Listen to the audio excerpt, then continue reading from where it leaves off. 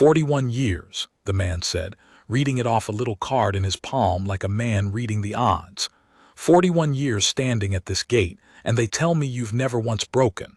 Well." He looked up at me and smiled the smile of a man who has never lost a wager he was willing to pay for. "Let's see what 41 years is made of." I did not answer him. I was a sentry of the Stonecross Gate, and a sentry does not answer. But behind the chin strap and the long stare and the perfect stillness the public mistook for emptiness, I will tell you exactly what I was thinking, because that morning I was thinking about a great many things at once, and the largest of them was that this would be the last time anyone ever stood in front of me in that red coat and tried to take it off me with his words. It was my last watch. The card in his hand had told him the years. It had not told him the day.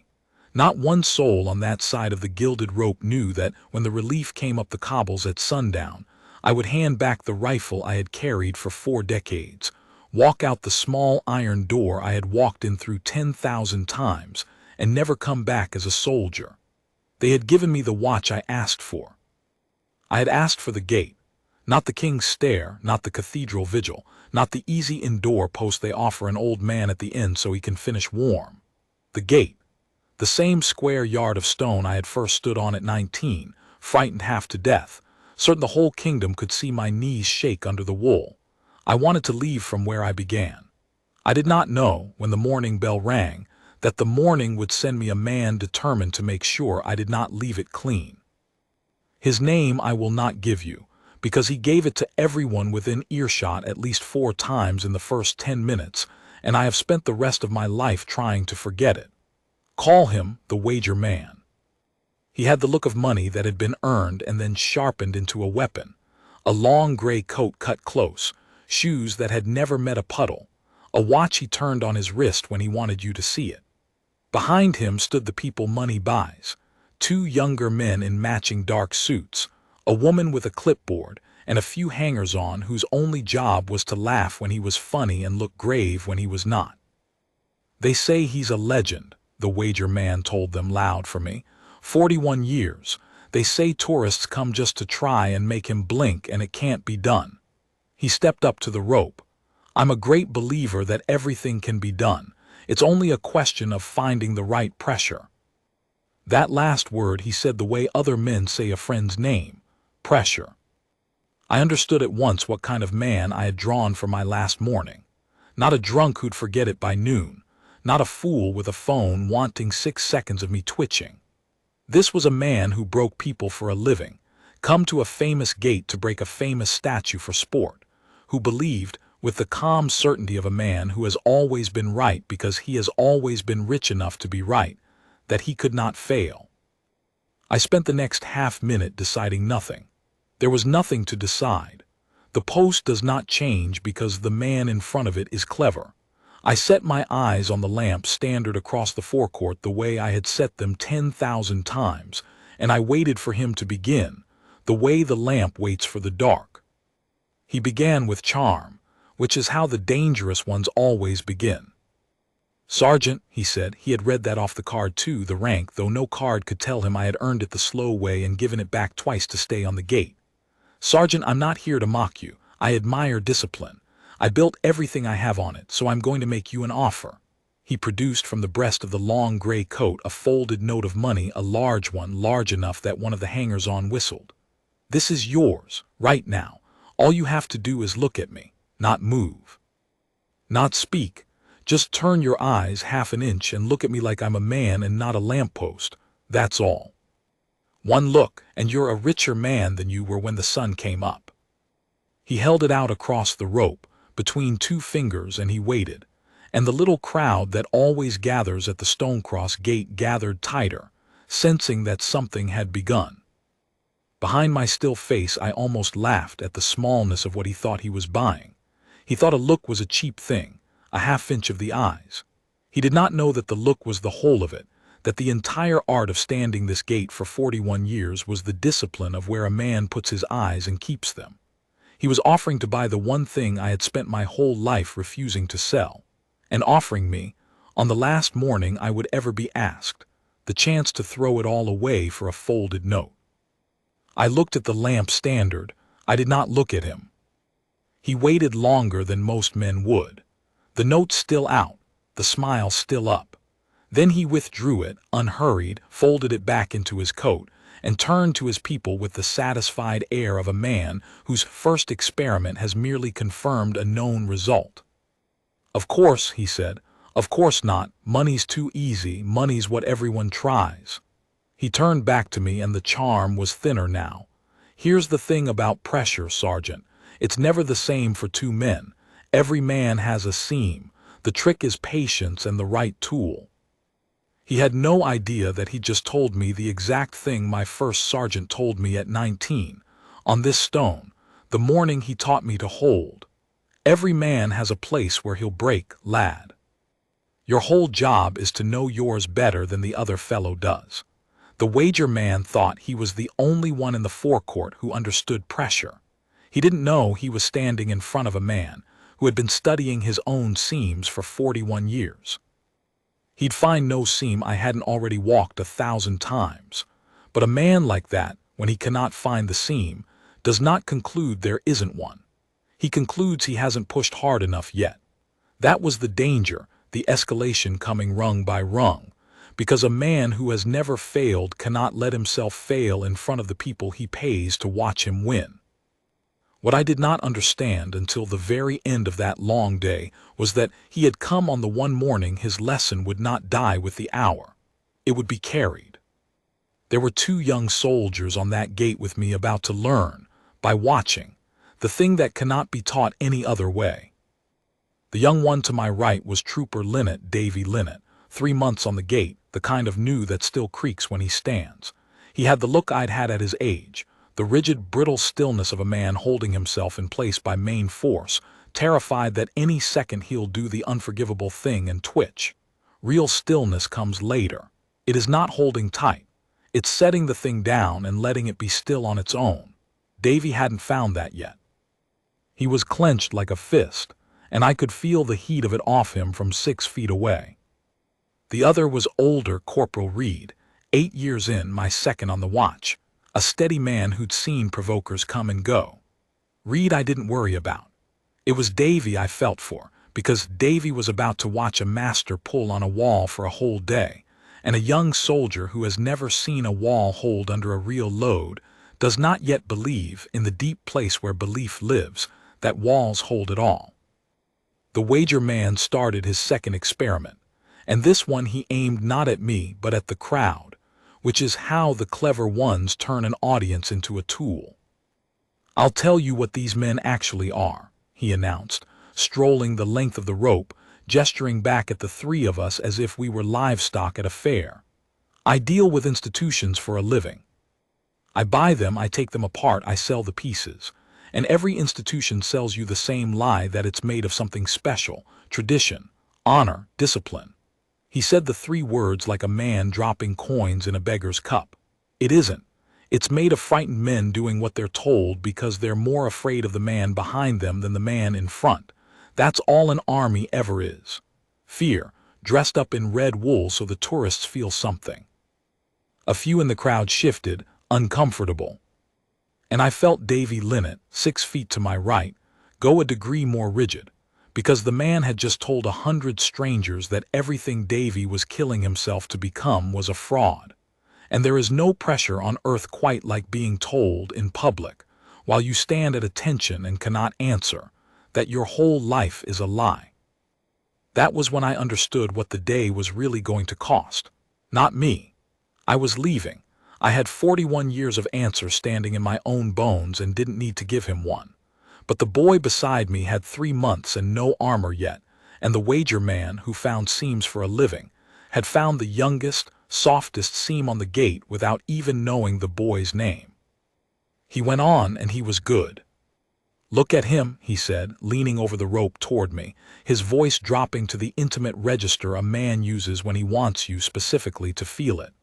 41 years of being afraid to move. That's not honor. That's a man who never had the courage to do anything but stand still. I've met 100 of you. You're not strong. You're just stuck. And here is the thing I have never told anyone until now. A small part of me, an old and tired part, wondered for half a heartbeat if he was right. Because I was tired. 41 years is a long time to stand still. And there is a fear that lives in every old soldier near the end, a quiet one, that the whole life was a kind of cowardice dressed as duty, that a braver man would have done more, gone further, made noise, made history, instead of standing 41 years on one square yard of stone, holding a line that nobody but God and the night relief ever saw him hold. The wager man had not found a seam in me by accident. He had found, with the dark genius of his trade, the one true crack, the old man's last morning question: am I leaving here a soldier, or only a man who was afraid to ever leave? He saw something flicker. I don't know what, the cold mornings have made my face very good, but no face is perfect, and a man whose whole trade is reading the moment another man's certainty wobbles does not need much. He saw the half-heartbeat, and he smiled and stepped back and said to his people, almost gently, "There, did you see it? There's the seam. We're going to be here a while, but we found it. Reset the recording. This is going to be worth watching." I want to tell you what I did with that half-heartbeat of doubt, because it is the heart of everything, and because two young men were watching me do it. I did not fight the doubt. That is what the wager man expected, that the old soldier, stung, would stiffen and clench his jaw and put all his strength into not feeling the thing he just felt. That is the mistake every young guard makes, that stillness is force. It is not. A man who holds still by force is already half broken, because force runs out and the gate is long.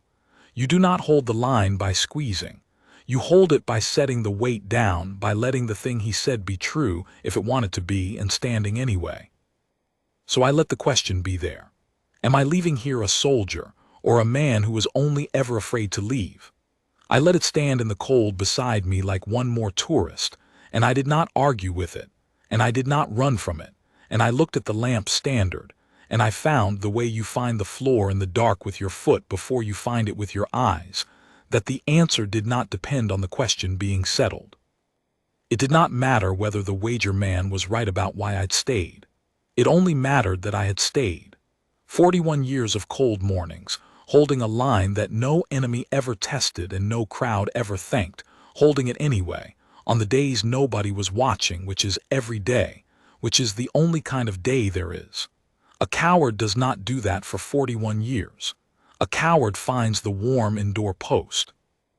I had asked for the gate, and I was leaving from the gate, and a man who has one true thing to stand on can stand on it forever. The doubt got up after a while and wandered off, the way they do when you don't feed them, and my face had never changed at all. But the wager man thought he'd seen the floor of me give. He had not. He'd seen a door open and close. And because he believed he'd found the seam, he did exactly what I'd known he would do. He started pulling harder on a crack that had already healed shut. When you push a wall that gives, the wall pays. When you push a wall that holds, you pay. He had decided I was a wall that gave. Every minute of that long morning he paid, and did not know he was paying, and called it progress.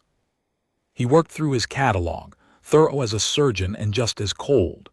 He timed his cruelties to the ceremonial movements, so that each time I had to move, the slow turn, the present, the few paces and back the post requires on the hour, he was there at the end of it with something fresh, hoping to catch the fraction of a second when a soldier's face goes briefly unminded. He had the woman with the clipboard read out in a clear carrying voice, a list of things he claimed to know about old guardsmen, their pensions, their bad knees, their lonely rooms, their wives gone or never had, their children who never visit. Aimed at me. Half of it true, the way a cold reading is half true, and the true half meant to find the soft places under the wool. Some of it landed. The line about the lonely room found a window in me, because my room is lonely, and my wife is 12 years gone, and the watch I was handing back at sundown was, if I am honest, the last thing on God's earth that needed me to get out of bed in the morning. He'd found that one without knowing he'd found it. It went in. and I let it go in and stood there and held, because I had learned the last and hardest thing 41 years teaches a man, that you can be hurt and not be moved. Those are two different events, and a soldier's whole craft is keeping them separate. The crowd thinks the still face means nothing got through. It is the opposite. The still face means everything got through and was carried and did not win. A man who feels nothing isn't disciplined, he's just empty. The discipline is in the feeling it all and standing anyway. I felt Davy Linnet, to my right, beginning to come apart. I could not look at him. Looking would have cost him more, would have told the wager man where to aim next. But I have stood beside enough young soldiers under load to feel the change in the air around one who is going. The boy's breathing had gone wrong, too shallow, too quick.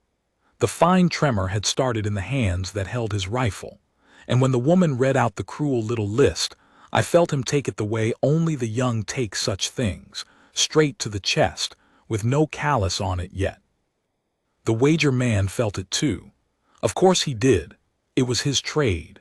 He turned slow like a hawk that has spotted easier prey on the ground and looked past me at the boy, and I knew with a cold drop in my stomach what was about to happen. He was going to leave the old wall that wouldn't give, and break the young one instead. A man who collects humiliations does not need the famous one if the easy one is standing right there. A twitch out of Davy Linnet on camera, a flinch, a tear, a single broken second from a boy in the King's red, and the wager man would have his trophy. He didn't care which one. The old legend or the new boy, it was all just red wool to him, all just the lie of honor proven hollow for his audience. And I could do nothing. That was the agony of it, the true test of the last morning. The post forbids it. I could not step out of my place, could not speak, could not put my body between the boy and the man the way I had put my body between children and roads and horses across 41 years. The one time in 4 decades I most wanted to break my post to protect someone. The protecting would have meant doing the exact thing the wager man was trying to make us do, move, react, give him the proof. If I broke to save the boy from breaking, the boy still broke, because I'd have shown him that the wall does not, after all, hold. The only way to save Davy Linnet was to not move. To be, for him, the wall holding under a load he could see with his own eyes, so he could learn the one thing no sergeant can put into words, that it holds.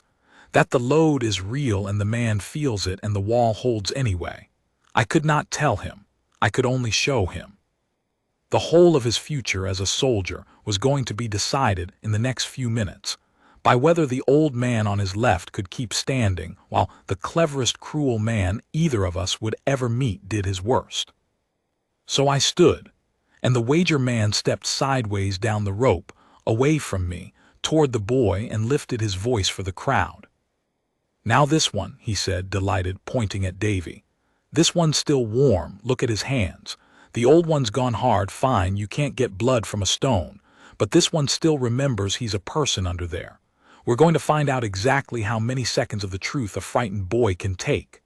He leaned over the rope, close as he dared, and said, soft and reasonable and ruinous, "Son, nobody's making you stand here pretending to be a thing you're not. You're a boy in a costume. Everyone here can see your hands shaking. Just put it down, there's no shame in it." A pause, perfectly judged. "The only shame is dying inside a little every single day the way the old man next to you has until you're as empty as he is. Is that what you want, to end up like him, 41 years, and look at him, alone, used up, a story they tell to sell tickets? Don't end up like him, son. Walk away now while you still can." And I felt it, the boy was going. The breath caught. The hands shook harder. His eyes, I could not see them, but I did not need to, were filling, because the man had not gone after his discipline. He'd gone after his hope. He'd told a 19-year-old that the man beside him, the man he'd come here wanting to become, was a warning instead of an example. He'd taken Davy's future and turned it into a thing to be afraid of. I had perhaps 3 seconds before the boy broke, and I could not move, could not speak, could not reach him. Except there was one thing, one small thing the post allowed, that was not a break and not a word, that no camera would catch and no charge could touch, and that a boy 3 months on the gate might just be near enough to feel. I breathed. Slow, deep, deliberate. A long, even draw of the cold morning air held a beat and let down just as long, so that the only thing that moved on me was the slow rise and fall of the red wool across my chest. A thing no rule forbids, a thing a statue could do, a thing the wager man could not point a camera at and call a flinch. I breathed the way my own first sergeant had breathed beside me at 19 on this same stone, the morning I'd thought my own fear would tip me over, the breath he'd taught me without a word. When you cannot speak to a frightened soldier, breathe where he can hear you, and make your breath the thing his breath can find. Because a frightened man down inside is an animal looking for a clock. The whole storm of fear is the body losing the rhythm of itself, the breath too quick, the hands shaking because nothing inside is keeping time anymore. And the oldest mercy one soldier can give another is to be, for one terrible minute, the steady thing he can set his own rhythm to. I had done it for a child once. In a war so long ago the city it leveled is a different city now. I had never in 41 years done it for the man on my own line. On my last morning I did. Slow in, hold, slow out. I do not know how a boy 3 months on the gate found it, but Davy Linnet found it. I felt his breath catch and stumble and then, slow, catch the rhythm of mine. The fine tremor in his hands did not stop all at once. But it stopped getting worse, and then by inches, over a minute that felt like an hour, it stopped. The boy was not holding by force anymore. He had set the weight down.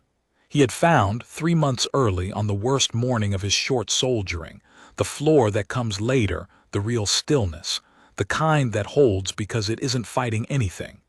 He'd found it by breathing with an old man who would not, for him, be moved. The wager man waited for the break that did not come. I watched it happen on his face.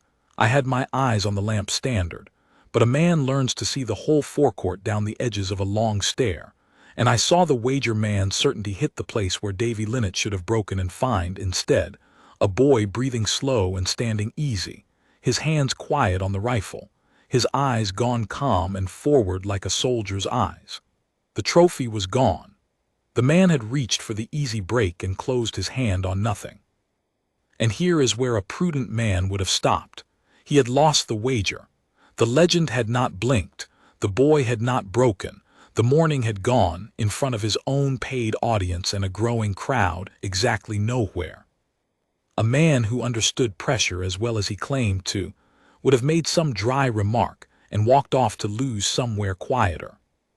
But the danger was never the money or the words. The danger was that a man who has never failed cannot fail in front of the people who watch him win. The wager man had built his whole self on the certainty that everything breaks if you find the right pressure, that there is no wall, only walls not yet pushed hard enough. 2 soldiers had just proved in plain sight that he was wrong. And a man like that, faced with proof he is wrong about the one thing his whole life is built on, does not become humble. He becomes desperate, and desperate men reach for the last rung of the ladder, the one that is no longer pressure at all, the one that is simply a crime. He came back to me, not the boy, me. The legend was the prize, the boy had slipped him, and there was no time left to be clever. He had an audience and a wager and a reputation and nothing to show for any of it, and the only currency he had left was the oldest, cheapest one there is. He put his hands on me. Both hands, flat on my chest on the red wool, and shoved hard, a real shove, the shove of a strong man who has decided that since the soul will not break, the body will do to knock me back off my line, to send the famous statue staggering on its plinth where every camera could see it move at last. I had felt it coming the way you feel whether. A man does not climb that ladder rung by rung all morning without the last rung showing in him before he takes it.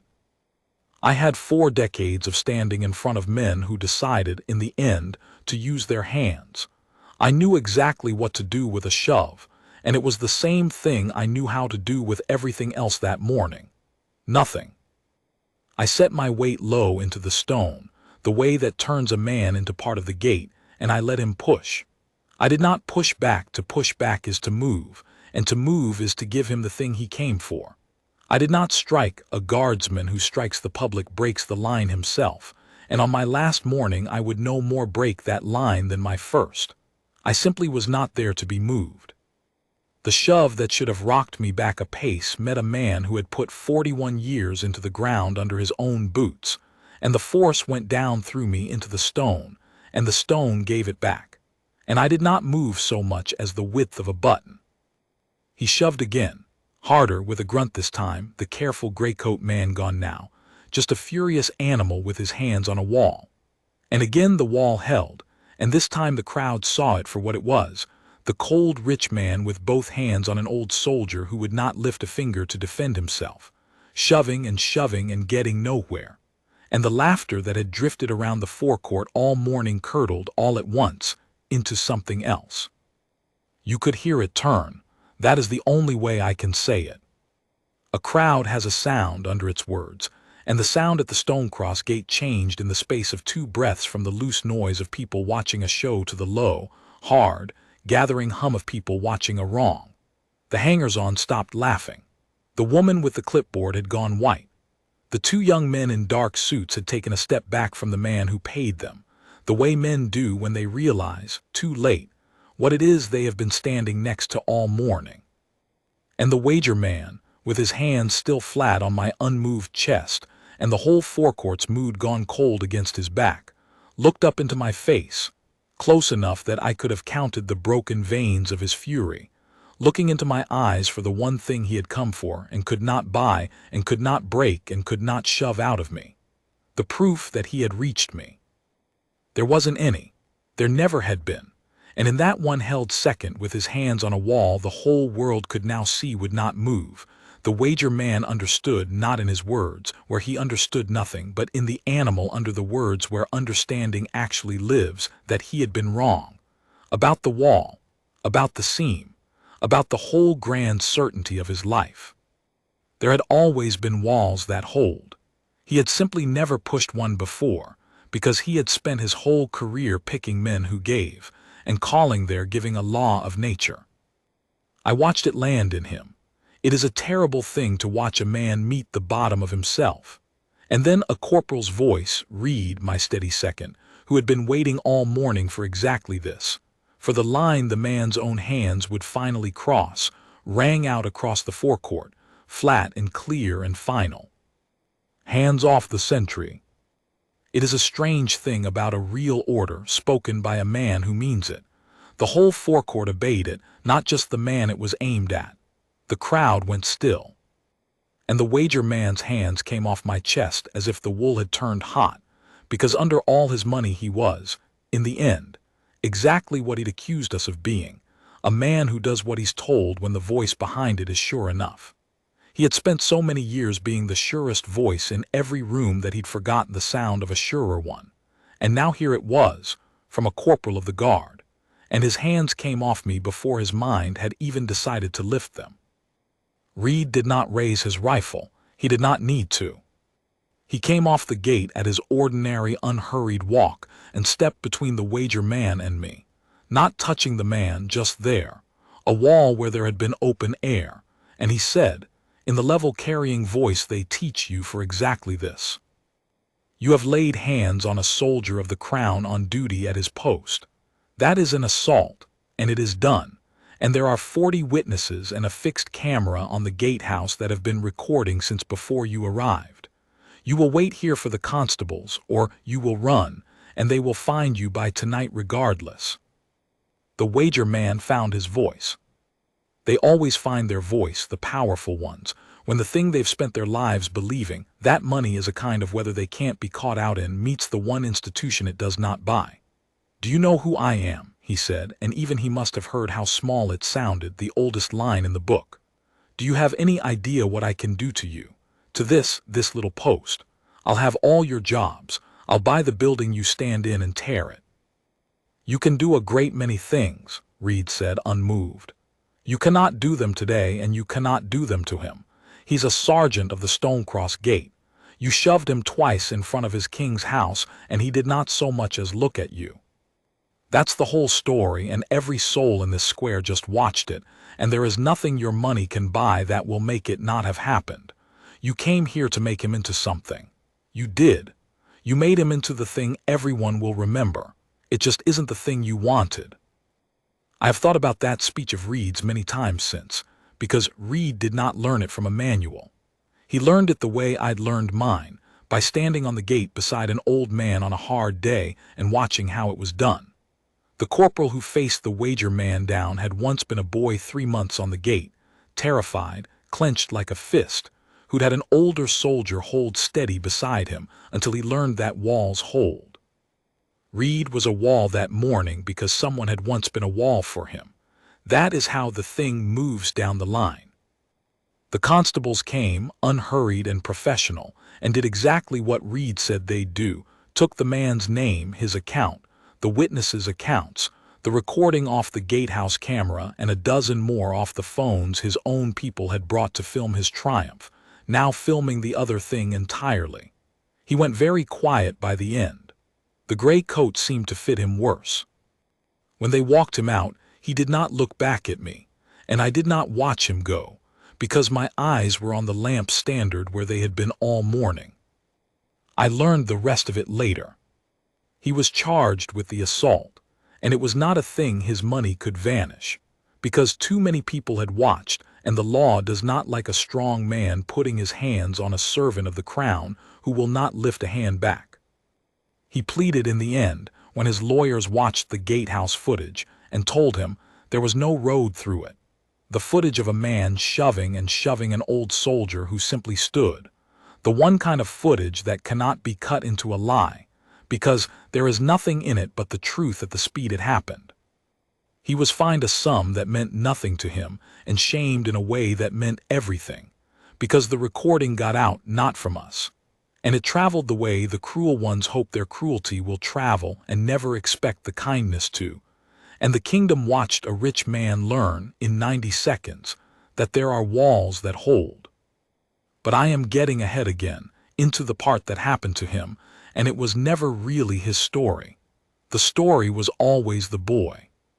Because when the constables had gone and the crowd had thinned and the forecourt had settled back into the ordinary murmur of a day at a famous gate, I was still standing on my square of stone with 2 soldiers beside me, and one of them, Davy Linnet, 3 months and 1 very long morning on the gate, was standing the way I had not seen him stand all day. Easy, forward, his hands quiet on the rifle. His breath slow and even in and held and out, a rhythm he'd found in the worst hour of his short soldiering and would, I knew, never entirely lose again, because the body does not forget a thing it learns at the edge of breaking. The boy who'd been a clenched fist at dawn was, by mid-morning, a wall, not because anyone told him how, because he'd stood beside one and breathed.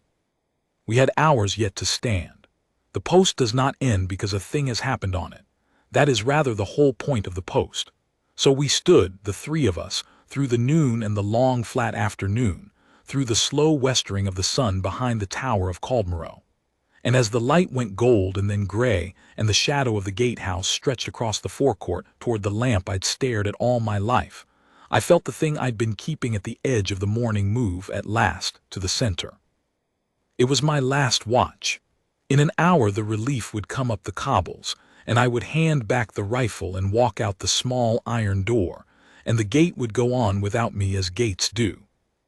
And I found, to my surprise, that the old question, am I leaving here a soldier, or a man who was only afraid to leave, had quietly answered itself somewhere in the long afternoon, and the answer was not the one the morning's doubt had feared, and it was not even exactly about me. I had spent 41 years believing the post was a thing I did. Stand here, hold this, don't move. A duty I performed alone on a square of stone that would end when I ended, because no one inherits another man standing still. That was the loneliness the wager man had found in me without trying, the old soldier's certain knowledge that his whole life had been written in water, that when he stepped off the stone, the last trace of 41 years would step off with him. He'd been wrong about that too. He'd been wrong about everything, but that was the kindest wrong, and he'd never know he'd given it to me. Because the post is not a thing you do. It is a thing you hand on. I had not understood it in 41 years of standing alone, and I understood it in one morning of standing beside a frightened boy. That everything I was, the breathing, the setting down of the weight, the whole slow art of being unmoved while everything in you is moved, had been given to me by an old man on this stone when I was 19 and clenched and certain I would break. I had thought I'd earned it alone. I had inherited it. And all morning, without choosing to, simply by standing where I'd always stood, I had been handing it on. The relief came up the cobbles at sundown, as it does, and for once the kingdom did not know it was seeing anything but the ordinary handover of a gate. There is no ceremony for a man's last watch. That is by design, and it is right. The post is bigger than the man. It does not pause to mark him out. It simply takes the next pair of hands and goes on, and the only honor in it is that it was yours to hold for a while, and you held it, and you handed it on whole. I went through the movements one last time. The turn, the present, the slow, exact mechanics that 41 years had worn into my body so deep I could not have done them wrong if I'd tried. And then it was done, and I stepped off the square of stone I had first stepped onto at 19. And I was, for the first time in 4 decades, a man in a red coat standing on the wrong side of his own gate, which is to say only a man. I thought that would be the hardest step I ever took. It was not. The hardest part of leaving is the fear that the thing you gave your life to will not notice you've gone. And as I turned to go, Davy Linnet, who should have had his eyes locked forward, who should not have so much as breathed in a way I could measure, did a thing he was not supposed to do, a thing I will carry to my grave as the only medal I ever wanted. He did not look at me. He knew better than that. I taught it to him that very morning without a word. He kept his eyes hard on the lamp standard, forward, perfect, a soldier on his post. But as I passed behind him on my way to the small iron door, I heard the boy breathe, slow, deep, deliberate. A long, even draw of the cold evening air held one beat and let down just as long, loud enough, just exactly loud enough, for one man to hear. The breath I'd given him in the worst hour of the morning, given back to me in the last minute of my soldiering, the only way a sentry can say a thing to a man he is forbidden to turn and face. I have it yet. It is the last thing I heard with the coat on. A boy breathing on a square of stone, the way an old man had taught him by being unmoved beside him on a hard day, the way an older man had once taught that old man, on the same stone in another century. The line of it runs back further than I know and forward further than I'll see. I was in the middle of it for 41 years and thought I was the end of it. I was wrong, the way the wager man was wrong, only in the better direction. I walked out the small iron door and it shut behind me, and I did not look back, because there was nothing behind me any more that needed me to. The gate was held. It would be held tomorrow and the day after by a boy who'd learned to breathe, and someday by whatever frightened soul that boy stands beside on whatever hard morning the road sends him, and on down a line of men I will never meet, all of them unmoved, all of them holding, none of them alone.